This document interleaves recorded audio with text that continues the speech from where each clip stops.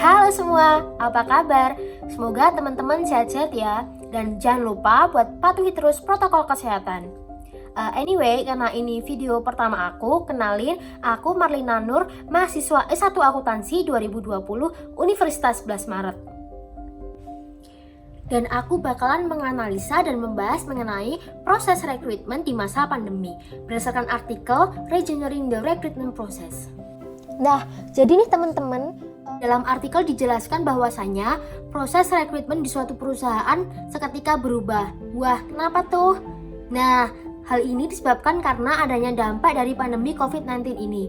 Jadi teman-teman, pandemi COVID-19 ini tidak hanya berbahaya bagi nyawa dan sudah memakan banyak korban, namun juga berdampak pada sektor perekonomian dan pada perputaran roda perusahaan. Sehingga perusahaan dituntut untuk terus berinovasi untuk mempertahankan fondasi perusahaan, misalnya dengan merekrutmen pegawai yang kompeten di bidangnya.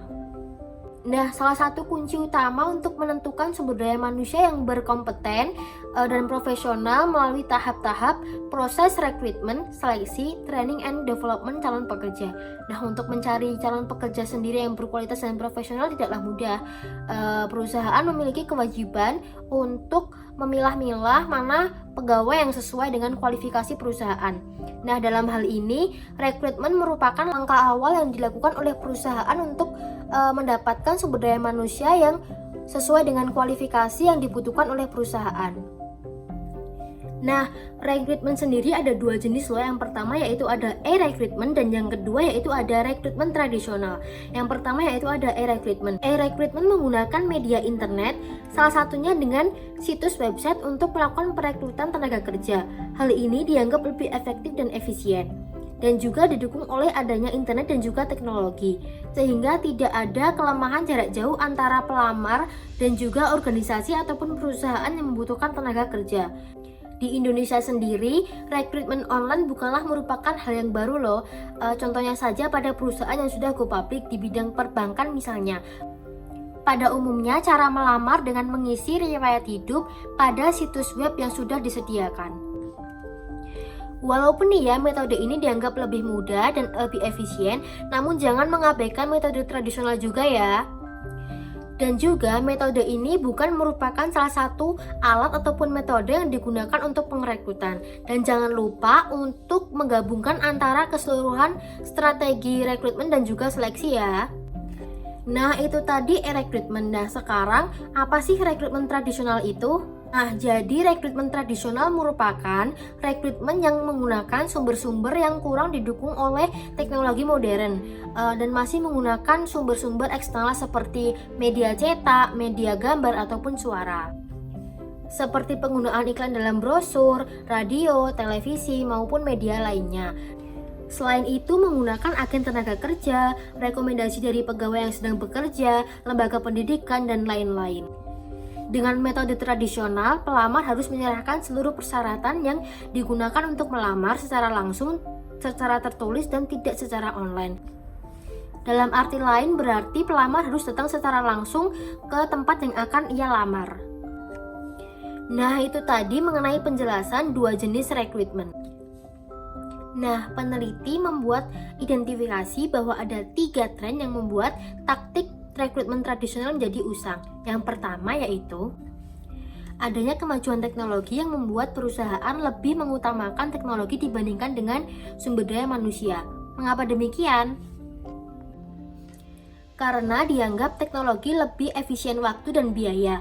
Selain itu, kemajuan teknologi diharapkan dapat meningkatkan produktivitas perusahaan. Yang kedua yaitu banyaknya talenta perusahaan yang hilang. Hal tersebut menimbulkan adanya kesenjangan antara tenaga kerja atau permintaan organisasi ataupun perusahaan. Nah, talent management sendiri merupakan suatu strategi untuk meningkatkan aliran bakat dalam suatu organisasi ataupun perusahaan, yang bertujuan untuk menyelaraskan orang-orang yang tepat pada pekerjaan yang tepat dan waktu yang tepat. Dan yang ketiga yaitu para pencari kerja semakin selektif terhadap siapa mereka bekerja. Nah, dalam hal ini perusahaan menerapkan EVP untuk menarik karyawan yang berbakat dan yang memiliki kualifikasi yang terbaik agar tidak berpindah pada perusahaan yang lain. Nah, teman-teman ada yang tahu nggak sih EVP itu apa? Nah, jadi EVP itu adalah Employer Value Proposition, yaitu merupakan nilai yang diberikan oleh pemberi kerja kepada karyawan ataupun calon karyawan sebagai pembeda dari perusahaan pesaing. Nah, hal ini muncul setelah perusahaan menganggap bahwa karyawan sebagai investasi. Perusahaan yang memiliki EVP akan menarik karyawan untuk meningkatkan daya saing, meningkatkan pendapatan yang lebih, menurunkan biaya operasional, dan akan meningkatkan pertumbuhan perusahaan tersebut. Nah, untuk menyesuaikan dengan tren yang sudah disebutkan tadi dan untuk mendapatkan pekerja sesuai dengan kualifikasi yang dibutuhkan, perusahaan harus memfokuskan pada 2 tindakan utama. Nah, seperti perusahaan mempekerjakan para pegawai untuk mencari potensinya, bukan untuk mencari pengalaman. Nah, kenapa sih? Teman-teman ada yang tahu nggak sih kenapa? Nah, jadi karena pada masa pandemi ini, perusahaan membutuhkan karyawan yang benar-benar berpotensi untuk bekerja pada suatu perusahaannya. Nah, hal tersebut tentunya membutuhkan suatu pengembangan. Pengembangan apa tuh? Nah, pengembangan SDM. Pengembangan SDM itu apa sih? Jadi, pengembangan SDM adalah sebuah program yang digunakan untuk membantu organisasi ataupun perusahaan untuk mengembangkan tenaga kerja melalui pelatihan karyawan dan pengembangan karir yang dirasa dapat meningkatkan efektivitas dan kinerja organisasi ataupun perusahaan. Nah, selanjutnya perusahaan menyesuaikan keinginan dengan para pencari kerja. Artinya, perusahaan harus dapat mengetahui cara pandang karyawan. Sama halnya yang sudah dijelaskan pada artikel, bahwasanya pertanyaan yang harus ditanyakan oleh HRD kepada manajer perekrutan adalah apa yang kita butuhkan, bukan siapa yang Anda butuhkan. Hal ini berarti perusahaan harus paham betul mengenai apa yang dibutuhkan oleh perusahaan tersebut. Selain itu, sebaiknya perusahaan juga dapat melihat apa yang dibutuhkan oleh para pelamar. Dalam survei terhadap 2008 para kandidat pekerja, 65%-nya memutuskan untuk melaporkan penghentian proses lamaran. Dikarenakan mereka menemukan adanya aspek di suatu perusahaan tersebut menjadi tidak menarik. Nah, itu tadi merupakan suatu alasan yang digunakan bahwasanya perusahaan juga harus dapat mengetahui cara pandang karyawan terhadap perusahaan tersebut. Nah, mungkin sekian yang dapat saya sampaikan.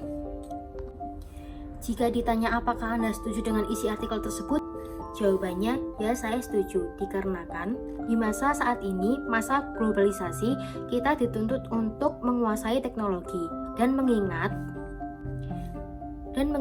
perusahaan saat ini juga bersaing secara teknologinya, dan juga perusahaan diharuskan untuk terus berinovasi untuk tetap mempertahankan fondasi perusahaan.